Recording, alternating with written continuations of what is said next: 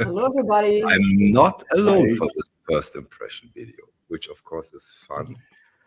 Nadine, finally on a stream, huh? Yes. I need to get used to this. It's all new with the camera and the lighting. Is this the last stream for today, or will there be other streams today? Who knows? Who knows? Okay. Exactly. Who knows? Hi. Peter, nice to see you. Hi. Thanks for having me. It's a pleasure. Of course, this is in a way a German group of people, but we stick to English as we are on my channel here, which is an English channel for whatever reason. And of course, hello Sasha, hello Marius, Manfred, French Vinyl Addict, Mario, Marvin. Nice to see you to the, believe it or not, fourth batch of the Atlantic75. We have 12 records now. Unbelievable. Time goes by. Unbelievable. It's really strange. That's really worth mentioning, I think, that we have, after this still short period of time, 12 titles out. Yeah, the third batch, we have Wilson, we have Ray Charles, we have Otis Redding, and we have Alice Cooper. And as we all three, in a way, have a little different taste, I would like to start with one question. And if possible, let's do it relatively simultaneously.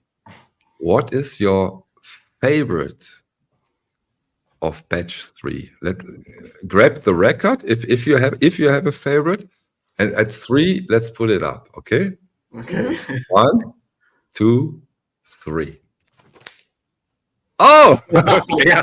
Nadine, the guys and Nadine. Is this a soul record? Is this a soul record? Slightly. It's a little pop. It's electro. You know, maybe you're surprised, but I know this record. I know this record. You do? I know this record. Yes. Finally one. Who doesn't, in a way? Who doesn't? It's the first rap album I've got.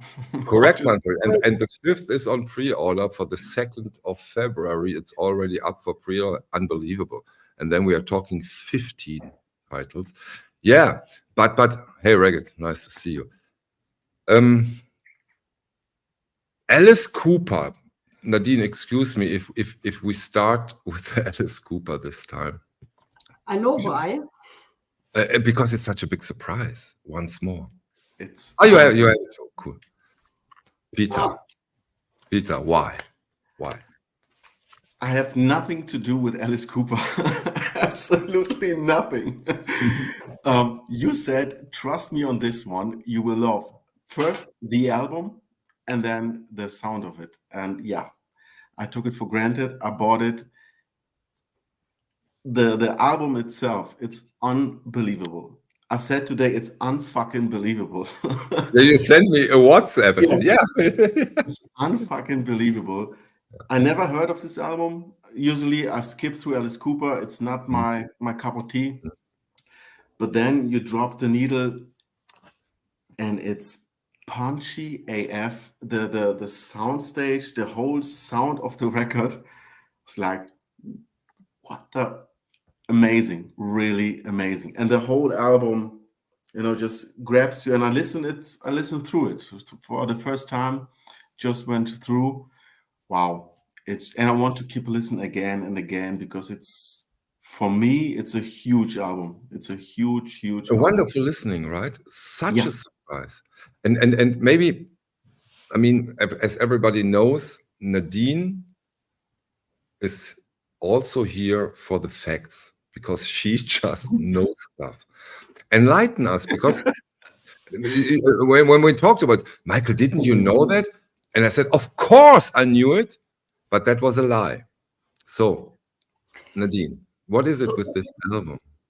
First of all, it's Alice Cooper's first solo album from 1975. And it's a kind of camouflage to a book which came out in 1968, which was called There's a Nightmare in My Closet. So, and it's actually kind of opera, if you want it that way. And critics at that time were like, oh, can you keep up with the standards of the group Alice Cooper? and all of this, but this album aged tremendously well. And also you have an intro with Vincent Price, who is, I think, most famously known for. It's wonderful, right? His intro is. It's so, and he's I think Michael Jackson copied that idea a little bit for Thriller, because Vincent Price is doing also there the words, and you get goosebumps when you hear him talk, you know. Yeah. And for me, I bought this because it's a guilty pleasure. When I was young, you had Alice Cooper on your mixtape when you were riding the bike and you were in school. That was cool, having Alice Cooper. You did? You did? Yeah. And I love Me too. you had Alice Cooper. You were the cool kids. And so this is a tremendously great album. And the cover art itself, I think, was also been known for being in the top 100 of best cover arts. Really? Yes. So of course we have again here this Southern But Gate. it sounds nothing like you would guess an Alice Cooper album would sound like. Yes. Nothing like it. And remember, Nadine, when we talked a bit about it, I said to you, without knowing this background story, to be honest, for me, it reminded me, and I thought I'm crazy, but it reminded me a little bit of a Rocky Horror Picture Show. But now with the background story, that really makes sense. Yep. Fantastic album, fantastic title. Wow. Yeah. And he changed a little bit the arrangement of the songs when he went on tour to have a little more hard rock to it. But if you put it on, I can only say it, and I'm using this word so often, but it sounds just absolutely brilliant. And like Pete said, you want to listen to it again and again and again. And then, I'm sorry. And then you come to Steven, and Steven is a spine-chilling song. It's scary. The voice of Alice Cooper when he sings. Oh my God! And I never thought of this. I would never, as I said, I would skip through it, and okay, it's Alice Cooper. I don't care. But yeah, there you go. Again, an entry to another album. And Steven is actually the guy who's going through all of this. So Steven is the guy who's having all these nightmares. And Alice Cooper did, I think it was his 26th album. It was Welcome to, with the number 2 to my nightmares. But this one, in my opinion, is his best album. Come on, School's Out with and Poison. But I get your point. It's the most spectacular album. And what I do wonder now, of course, to be quite honest, if the other albums also have this potential when it comes to soundstage, punch, depth of soundstage. The separation in those calmer parts is a dream. And that leads me to a point on our Monday streams, or German Monday streams on Peter's Basement 45 channel. We talked about it, that sometimes when a record really, really sounds that great, you get a totally different approach to a record. Do you think that is the case too with this Alice Cooper? I think so, yes. Absolutely. Because just because of the Atlantic75, for me, it's like I found a way through several records, which I wouldn't have not known without it. So, yeah, and then because of the sound, and well, you said it, come on, try it, you will love it. There we go again. Liam, absolutely.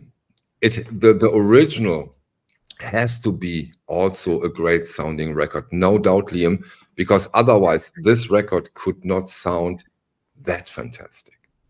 That is without saying. Yeah. But the drums, did you hear the drums on this? Yeah, of course I heard the drums on it. I'm not deaf. the big drums, sometimes you just, wow, mind-blowing. Honestly, mind-blowing. Yeah. And again, I think the Alice Cooper for me had the same effect than the Foreigner. You know, Nadine loved the Foreigner for emotional reasons, back in the day reasons in a way, which of course do get, who doesn't. But for me, this Alice Cooper, I didn't expect that much. Same with The Foreigner. And then you put them on and said, what? Are you kidding me?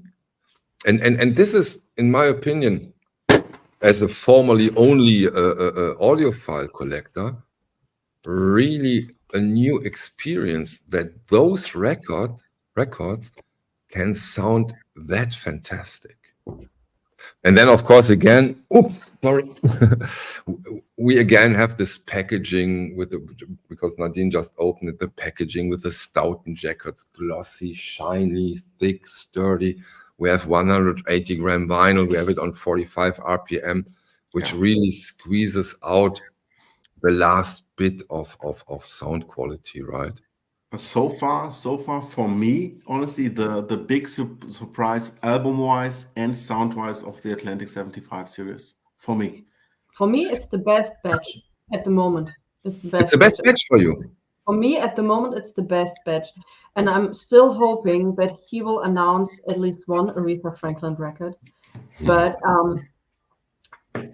you know, I love the soul. So I have Ray Charles, who was one of the people who invented somehow the genre. Okay, you're right. That puts us into the next records. Right. Let's get into the Ray Charles. Yes. So mono recording. Oh, you have it too. Okay. What? You didn't get the Otis, right? No, I couldn't. I was too old. Too slow. And way too slow to get it. It went. What happened? Same with the last batch. I ordered like crazy and said, okay, I'm safe now. Yeah, and then who buys Otis Redding? Nadine. I think Nadine bought. You bought all of them. I think Nadine bought 284 copies. Yeah, I have the package up here. So for every day, I have a new one, a fresh one. Yeah, which is important. Absolutely. So okay, but let's concentrate now. The Ray Charles. Yeah. Wonderful mono. Wonderful mono. As you have to be quiet when it comes to the next record, Peter.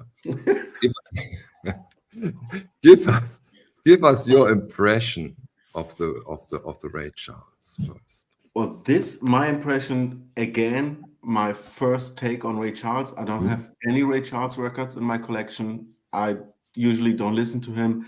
This special, I was like, wowed. First of all, it's mono. So you're like, okay, this is like really narrow, but you still have the sound stage. Exactly. You still have it. You can see it actually, and you have wonderful dynamics. And his voice. Mono. That's mono, yeah. Peter. And you have, when it comes to mono, you have this right into the face approach when it comes to mono. When he starts to sing, that's. And his voice for a Ray Charles beginner is so different. What you're used to when you like see the movies or the old records. This is wow, very, very nice, easygoing. Soul blues record. Is it blues? Is it soul? What is it, Nadine? Ray Charles kind of was the one who, I wouldn't say invented soul. But he was one of the main influences who kind of put together rhythm and blues and made kind of soul out of it. There were some other people like Sam Cooke and James Brown, but he was one of the major artists who was doing this. So that means is he a kind of a godfather to all of those guys then? He for sure is one of the most important musicians and singers of all time. You have to consider he was blind. He got blind when he was 4 years old. He trained himself to play the piano with the writings for blind. So he was with his fingers going over everything. He was with his left hand reading for the left, but played it with the right and the opposite. And he could play like everything. And he's just even for that, he's just a fantastic musician. What you have to consider with this is it's in some way his first album, which came out, but actually these are 11 from the 14 songs were already released as singles before. So you have to consider, and I was very interested to hear the differences between the songs because they need to be from different sources, and you don't have the feeling that you have a change in sound. which is very important. And this is a fantastic record to get into it. And Ray Charles, it's also it features "I Got a Woman," which is a very important song for people, and Elvis covered it. So as there will be quite some Ray Charles in the Atlantic 75, do you agree when I say that it's the perfect album to start with? The perfect album. It's a good album to get into it. You have to consider we're talking 1953 to 1957. So we're talking about R&B, a lot. It's very into blues. You don't have to consider it being a soulful 60s album or getting into this. It has this roughness, it's edges, what makes it interesting. But if you are into this kind of style, this is an absolutely great thing to start. But then the sound is spectacular. For 53 to 57, you just said? Yeah. No, it's not. Peter, don't get me wrong. But this is a time where they did unbelievable records, Peter. I knew in jazz of it. Okay. But I not only in jazz, also in classical, also this. No, that was a beautiful time for doing amazing recordings. And Liam, I can imagine. But you also always have different opinions, of course, otherwise it would be quite boring. Plus, when everybody is raving about something, you are the most interesting guy when you say something different. So, and so that is very important, Peter, that at that time, maybe when he did this recording, for the next 10, 15 years, maybe they did the best recordings of all time, in a way. Yeah, because also equipment-wise, a lot of things were changing. And the equipment, back, especially in the late 50s, got very, very good. Maybe I expected something different.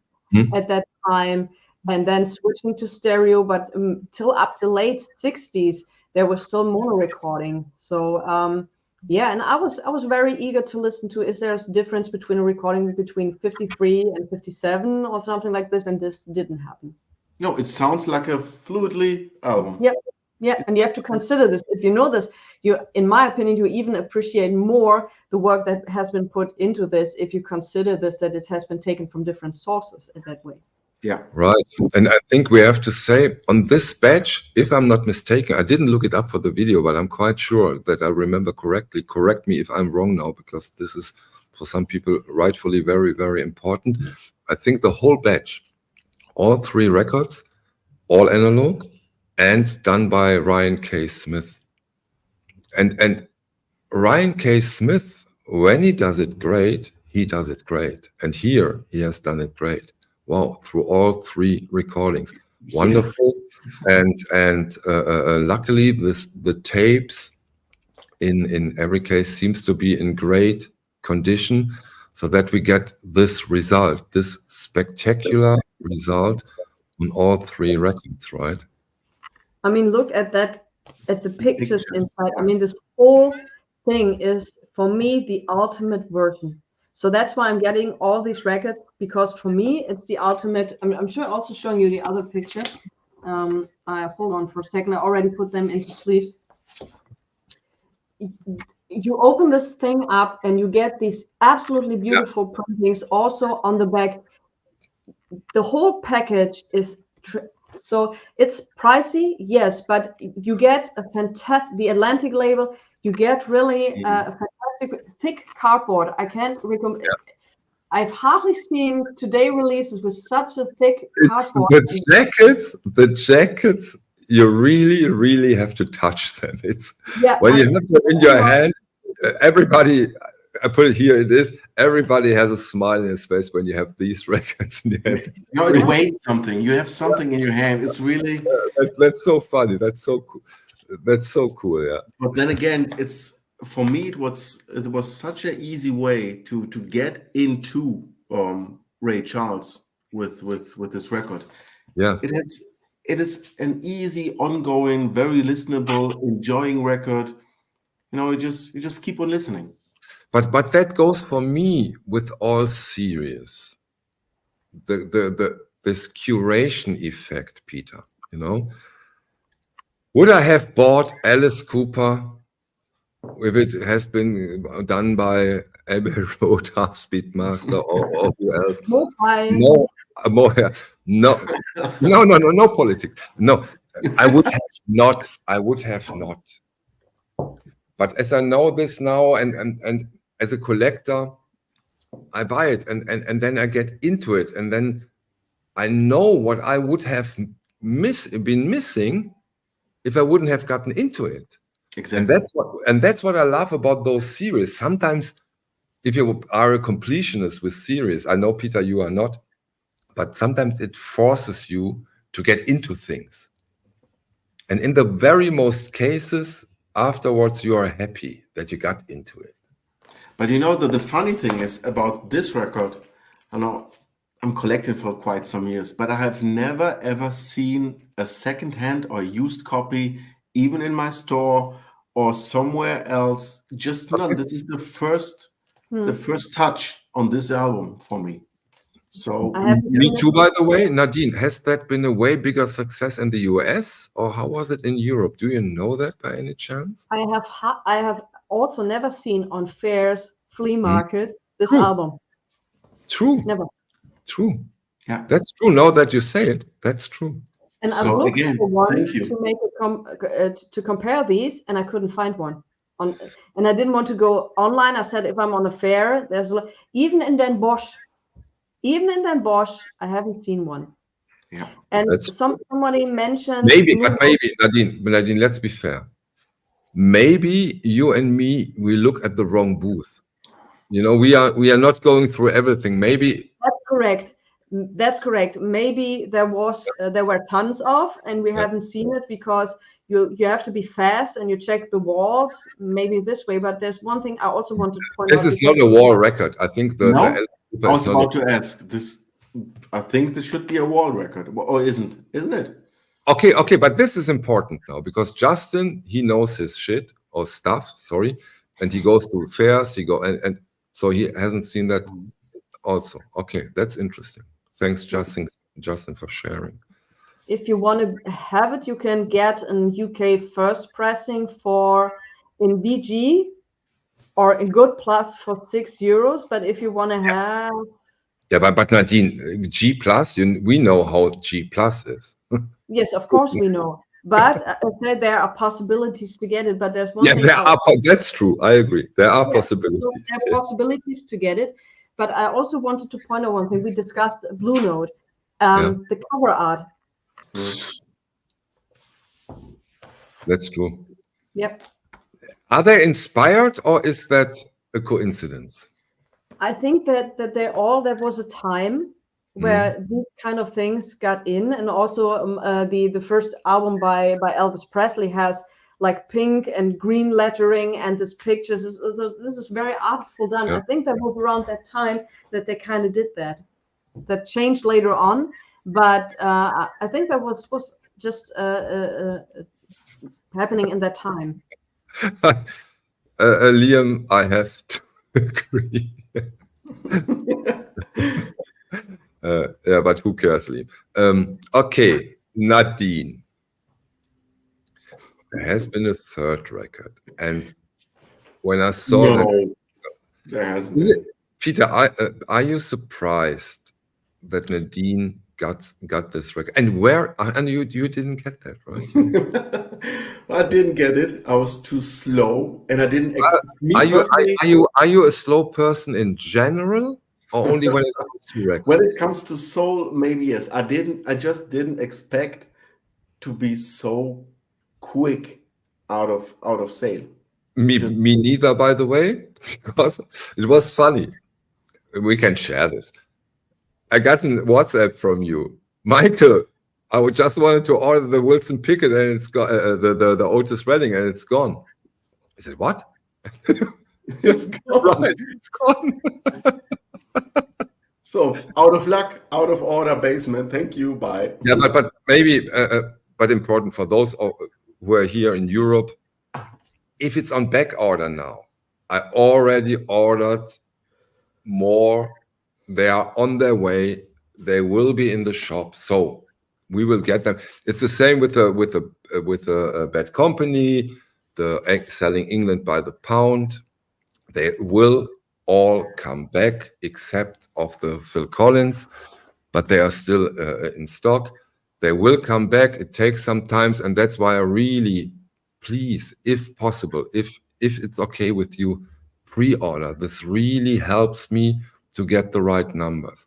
And now look at Nadine. Look at Nadine. And now let's get into Otis Redding. Otis is, for me personally, the king of soul, or at least Memphis soul. So the thing with this one, this is very special to me because The Dog of the Bay was recorded, I think, 2 or 3 days before he died in a plane crash. You're kidding me? No. Wow. The song was recorded 2 or 3 days before he died in a plane crash. And he was at the height of his abilities. And there's also some, look at that label. Also, there was some footage of him appearing on a pop festival, and this guy was dynamite.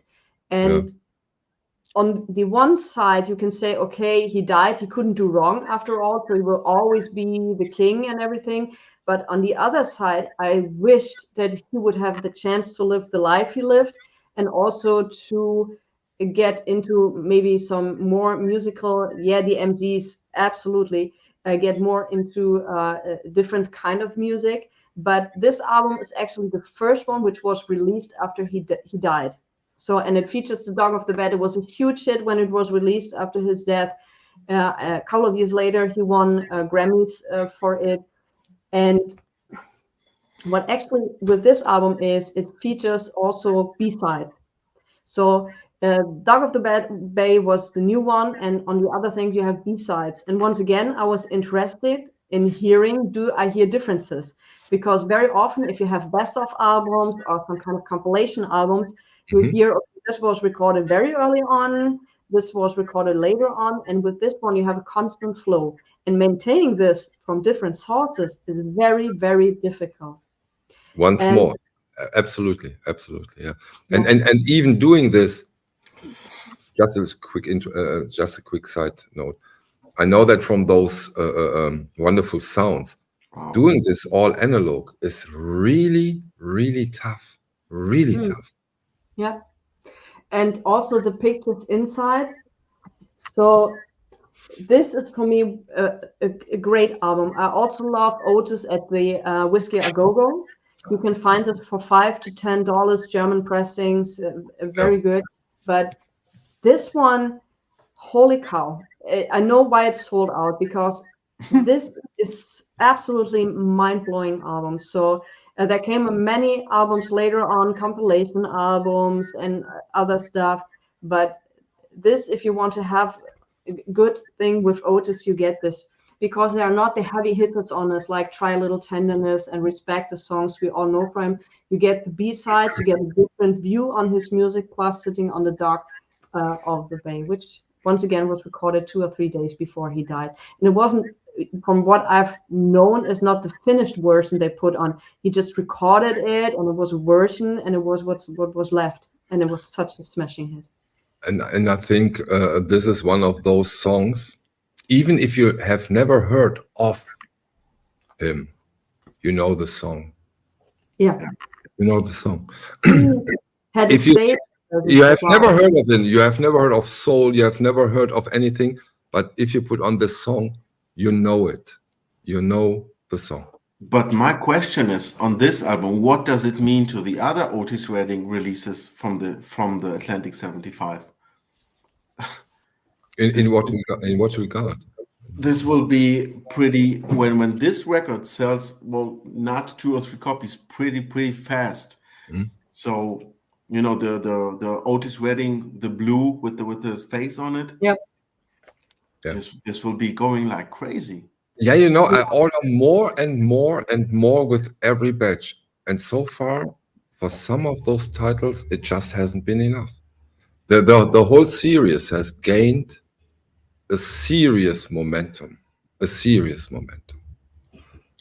And yeah, we will see what happens. Luckily, we get them when we want them and when we need them, except the Phil Collins.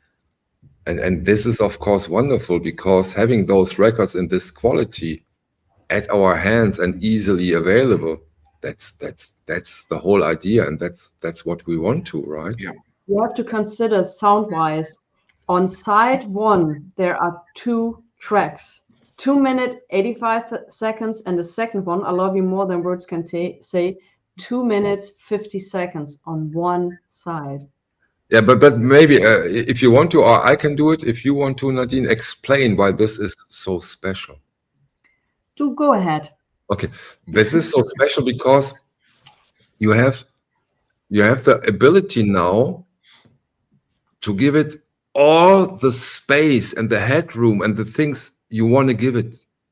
There is no limitations physically. You have that much dead wax. Why is that important?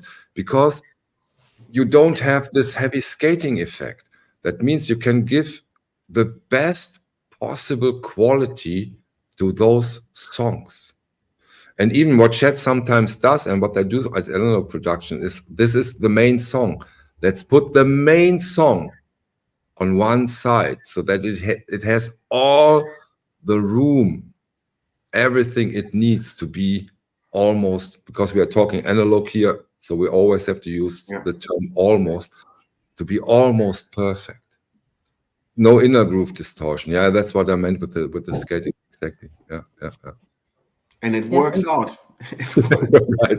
I will, Liam. Yeah, it works. It works. It just works. Good. Yeah. Of course, you have a little inconvenience with standing up, but hey. Yeah, you have 11 tracks, if I counted it right. You have 11 tracks on 4 discs. So yeah, and I think it's so important, especially for the older recordings, to have that space to embrace all that's coming, and that's so wonderful. And with these kind of recordings, especially when it comes to soul, I don't mind standing up after 5 minutes. But absolutely right, Nadine. But I think the biggest effect, really big effects, when it comes to the 45 RPM, or the biggest effects so far that we have seen in the series, has been on the 2 Genesis titles, the Selling England by the Pound and the Lamp Lies Down on Broadway. The effect that we have them now, in the case of the Lamp Lies Down on Broadway, as a 4-disc set, is gigantic. When I did my comparison with my 2 British original pressings, I have never ever had a bigger difference on the side of the winning record, in this case the reissue. Never. The difference to the original is huge, and I can only imagine that this is because now the songs, in a way, due to the fact that they are on so many discs, they can breathe, and you hear that throughout the whole issue. But maybe you remember, like half year ago, maybe earlier, I was like in some live chats, I was like, 45 RPM, I'm not into those records, and why they do it, why not in 33? Yeah. Right now, who cares? The benefits in sounds are so great that I don't mind. Actually, it's fun, to handle the records. You put them back in and you put in. Nice. It's like a little celebration, right? Yeah. Exactly. It's fun. And what Liam says now, the result, hey, in a way, some of those issues of those releases, they are a game changer for some records. I totally agree. And it's also, if you don't want to spend a certain amount of money, or if you feel more comfortable, there's still this 33 RPM version out there. I haven't heard many good things about them so far. I haven't listened to one of them, so I cannot say. But what I've heard, yeah. But still, there's an alternative for people who say it's not in my budget. But yeah, but once again, it's a huge difference. But it's also depending, of course. Of course, and how important is the record to you, and everything matters in those. But the most important thing is you get used to it. You get it's becoming a common thing to stand up after 2 or 3 songs. I mean, you have a lot more sit time with Genesis, of course, than maybe with Ray Charles or something. But it's okay. You get used to it. It's fun. You got 2, 3. And remember, Peter, or remember, Nadine, when you visited me, usually when we do our sessions, we get into specific songs, right? We don't sit there. I still have to think of the Brötzmann. I'm sorry. Yeah, but by the way, that was a whole record side. The one I will never forget. You and the Brötzmann, that's deep. That's super deep. Which one? The nipples? No, that was Machine Gun. The machine. Oh, the machine gun. Machine Gun. Yeah. Analog City. Source is king. Bad source, then no amount of speed will. Totally true. Of course, if you have a bad source, almost nothing can save you. I totally agree. I'm quite sure. Yeah, I agree. But so far, this whole series is absolutely mind-blowing, and he really keeps the bar up higher and higher, especially when I know that's come from different sources. So I was very interested and see if he can live up to my expectations from the last batches. And I was sitting here and I was like, okay, I know this track is from 1953. There must be a difference. It's astonishing, really. But that's so funny, because just like a normal music guy who just, I won't say I don't care, but just put on the record and enjoy it, you don't even notice that it's different sources, different years. That's the funny thing. It's the first time I hear about it. And when I put up the Ray Charles, because I'm quite deep now into mono, and I love my mono stuff. And no, I still don't have my frigging mono cartridge, but I will get it in the next weeks. And in the next weeks. That's what we said last year or the year before. Well, no, last year, not the year before, Nadine. Okay.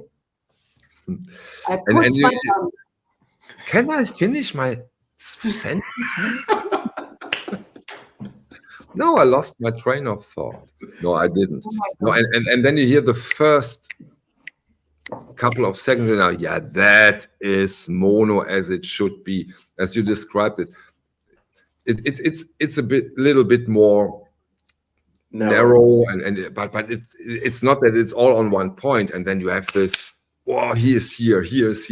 Say hello to him. Yeah, that's quite cool. It's quite well, 3-dimensional, in your face.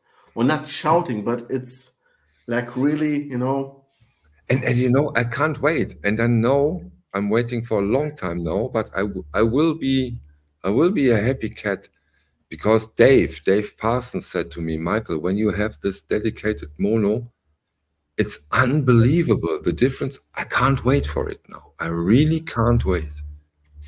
It's gonna be hard. What is the reason you have to wait?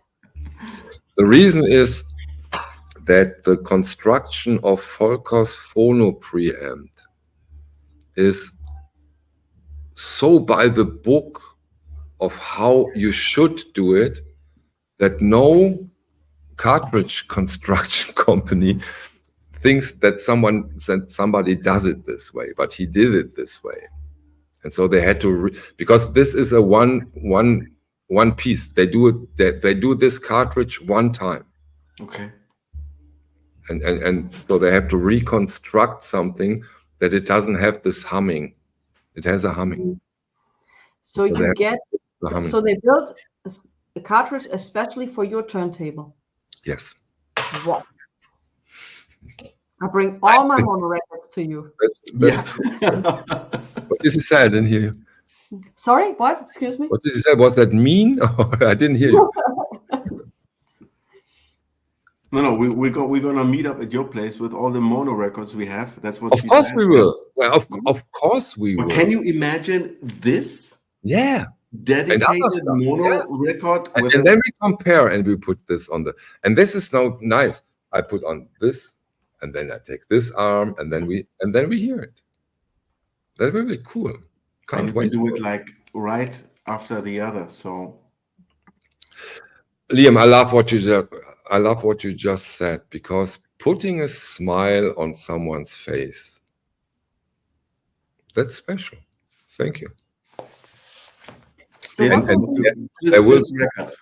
this record. Put a smile on your face, didn't it? Wow. Yeah, and I will listen to it again just right after the stream. Just to get to know the album. What Nadine just described with the Vincent Price voice, that is a wonderful part. And Jackson had to have stolen this. I mean, this idea of him talking. Don't be so harsh. He took inspiration from it. Don't be so harsh. Yeah, but I think taking inspiration from something that's legit. Absolutely. Absolutely. Yeah, but as a big Jackson fan, as I used to be, or still I am, it was a Jackson idea to put the voice on Thriller, and and then you hear this record's totally unexpected, and you're like, oh, wait a second, I know this voice, and you just. But if you turn it on the back, it says special appearance by Vincent Price. Vincent Price, yeah. I'm like, Okay, now I do something now. Liam, we know each other for quite some time now. If you order the Alice Cooper and you say, I don't like it, I walk from Düsseldorf to Liverpool and pick up the record and take it back. And I will be driving by Michael and doing some footage and some and giving me some food, and I look like Forrest Gump, right, when he does it. I will do a live stream the whole way. But I take some pictures. And also for the next batch, I'm very interested. Is Crosby, Still and Nash, Matchbox 20, and what was the other? Hootie and the Blowfish. The Blowfish. Yeah. So that's also a very interesting batch. The next batch is the most vulnerable and most courageous batch, in my opinion. That Chet decided to give those two bands, and of course not the Crosby, Stills, Nash, and Crosby, Stills and Nash, of course not, but the other two. That's a big thing from him. That's my time now. That's my time. That's your exactly. Matchbox 20. This is my time. Yeah. Finally. And that is something really, really, really special. And I can imagine that a lot of people think with those titles, let's wait. What is this? What is this? But that will be very, very exciting. Yeah. Matchbox 20 will surprise you, exactly. Oh, you haven't? Yeah, that's special. Although the later of them, I think that's the first one, right? The second one. I hope he adds some more of them, because I do like him. I do like him very, very much. But I'm hoping for Mad Season. Matchbox 20 Mad Season. Come on, chat. Marisa, please first. No, I don't know specifics, but we all know Chet by now. I think he is on this day and night. And I think the overall big success of the series, the Aretha Franklin estate has to see that and has to realize it. And I really, really, really hope for them. And I think we have chances. But this ongoing momentum on the series helps, I think, to get it really gets bigger and bigger and bigger, and more people get to know this. And just like Liam, well, he would not order it, and now we talk about it, and it's fascinating. The sound of the records, it's fascinating. It is. It's a total surprise when you hear something you don't know, or in my case, you don't remember it. Of course, I've listened to this record in my early days, but I simply do not remember. And this is a fantastic record. For me, it's a mixture of rock, heavy rock elements, Rocky Horror Picture Show, and, excuse me, the good things when it comes to Elton John. It also has some Elton John elements. Nadine? Mm. Has it? Does it? Yeah, right. This early Elton John, right? Elton John, yeah. For me, it was like a theater play, as I described. It's just gorgeous. Took me by surprise. It took me by surprise. And next time, Peter, you know, do it like myself. You see, it's for pre-order. Click, click, click. Ah, okay. It's easy. Just 3 clicks. Yeah, well, when I wanted to, I was like, Michael, what you mean back order? What is this? What you mean back order? There's something All right, wrong. you wanted it. Yeah, but you didn't order it with the other 2. So, it's Yeah, of course. Again, it's my fault. yeah, but you know, the good thing is, it doesn't hurt. Now you get it 2 weeks later. I mean, hey, so what? Yeah. You have 2 wonderful records. Get into them. Don't cry. No, I won't. Yeah, but the first is still a national one, the one I'm most looking forward to. Oh, Liam. Liam, don't worry. I didn't hear any Elton John in it. But hey, come on. It is. But hey, come on, Elton John. The early Elton John isn't that bad. People, don't underestimate the man in his early years. Oh, the honky chateau. Oh, I love this record. It's good. Well, me He personally. filled stadiums, guys, with a reason, and he still fills stadium. Good, he retired, but he still. The next stadium he fills is at his funeral. His own. Like Franz Beckenbauer.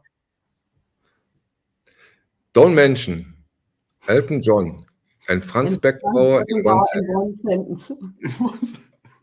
I'm serious here. But they filled stadiums.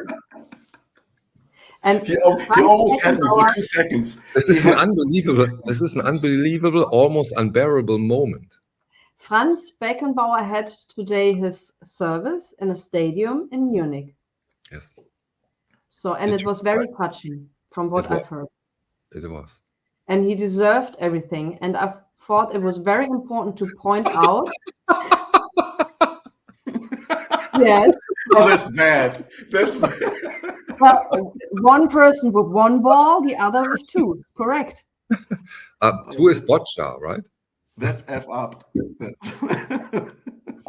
But yes, if you're into football and a little bit of this, you can watch this service on YouTube, and it was very touching. Yeah. So, unfortunately, with the build quality of some of the records, the labels are on 20% of the records are not 20%. Make it 50. No, I'm kidding here. Yeah. If you have a problem, we exchange. It's always annoying, but yeah. Exactly, Manfred. Horst Müs und Manfred, help me out here. It was Horst Müs, and you know this. I know. We had in Germany, we had the tradition of vinyl records where they tell jokes. Yeah. Sometimes slippery jokes. And that is what Manfred is referring to. In Germany, it's called Herrenwitze, meaning gentleman jokes. And the records are still out there. 200s and in each collection. Each the collection with the pigs on it. Wildschweine, exactly. Yeah. It's amazing. But now we are getting a little bit off topic, Peter. Yeah, but before that, Rolf, I know this issue. I have the vinyl reamer. So this thing is God-given. You don't know on how many pressings I'm getting from the US, from Europe, on reissue. Most of them. You take this, few circles, and it's perfect. Vinyl reamer is. You are so right, Nadine. And sometimes it's only a tiny little something. Tiny little something from the, and it's gone. Yeah. Very, very, very good recommendation, Nadine. Yeah, the vinyl reamer is good to wait. You need that. Everybody of you who has more than 10 records and orders more than 3 records in a quarter, get this. Yeah. The vinyl Rima and all everything. Liam, exactly. Yeah. Yeah. This is called vinyl Rima. Wolf, look at Liam's. It's the Rima, vinyl Rima. Very important and not expensive tool. And if you don't have it, until you have it, just take a scissor and carefully, one turn, very carefully, and it's gone. No problem. But this is not because it's wrong centered. You have this nowadays coming from many record labels. You have this problem, and this thing, you can use it on your Grails records as well as other records. It's highly recommended. It's a wonderful tool. Vinyl Rima. And everything should be soft. I use them on some of my Atlantic records as well. You have to sometimes, of course. But that's totally normal. Totally normal. Yeah. Okay. Peter, you didn't know of that. You have to. Well, I know of them, but I don't have the problem. I never did actually. So you changed the spindle, right, to a thinner. I just put the records, just like damn records. It's warped maybe sometimes afterwards, but hey, who cares? Who cares? Yeah, so thank you for all your audiophile recommendations, Peter. How to handle records. Always welcome. Always welcome. Yeah. Don't fear the Rima. Exactly, Racket. Exactly. Yeah, if you don't have any questions, let's go on for another 8 minutes. Then we have completed 1 hour, which is, by the way, the longest first impression live stream. Thanks to you guys. It's such fun. It is. It is. It is. Manfred, you can You're try right. that. You're right. You're If it right. works, You're absolutely right. Yeah. Right.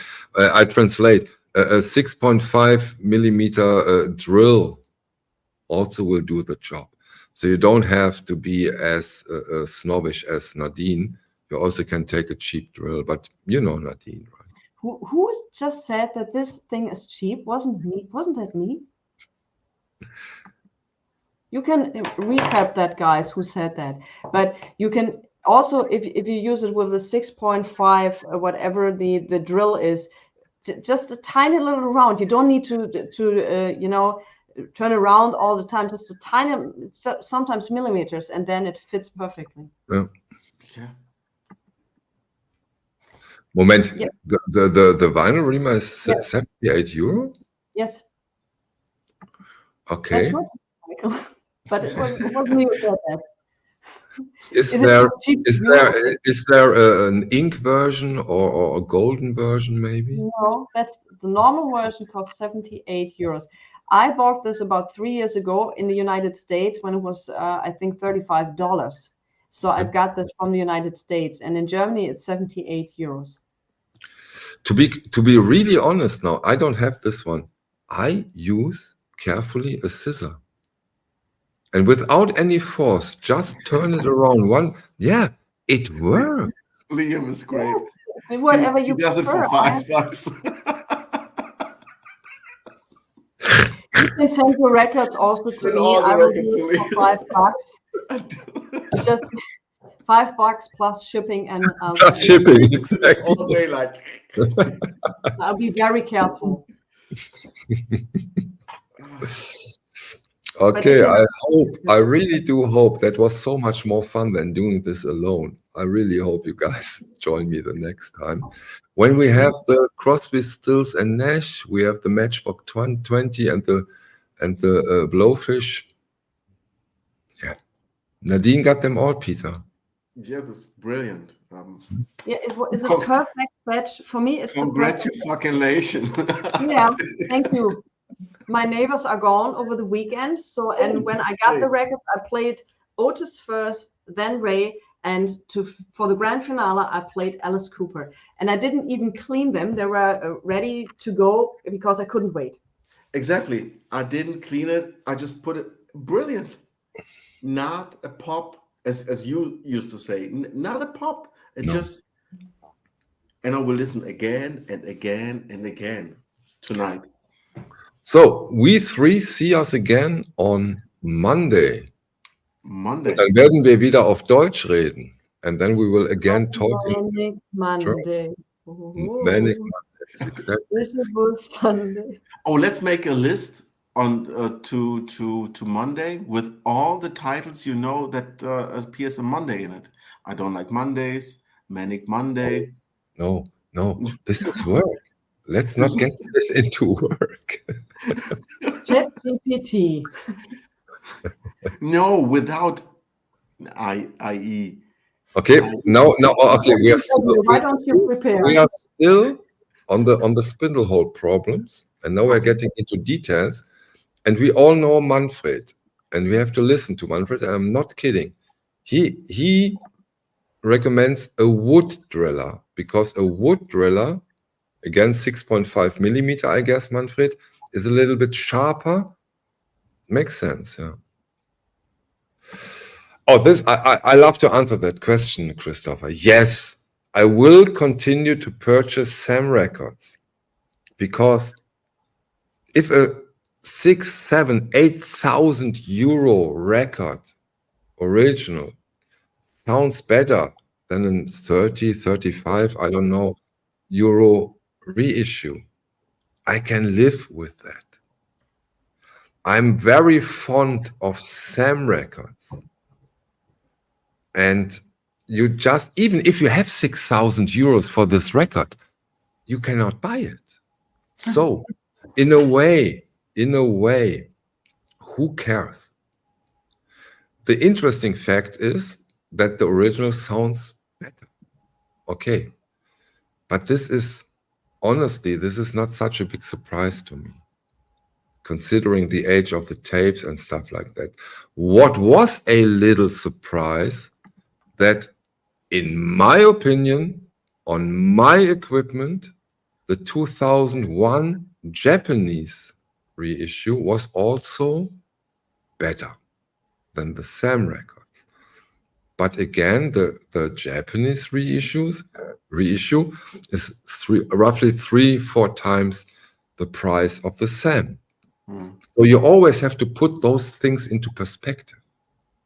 And of course, I'm happy that this wonderful jazz record is out there for us.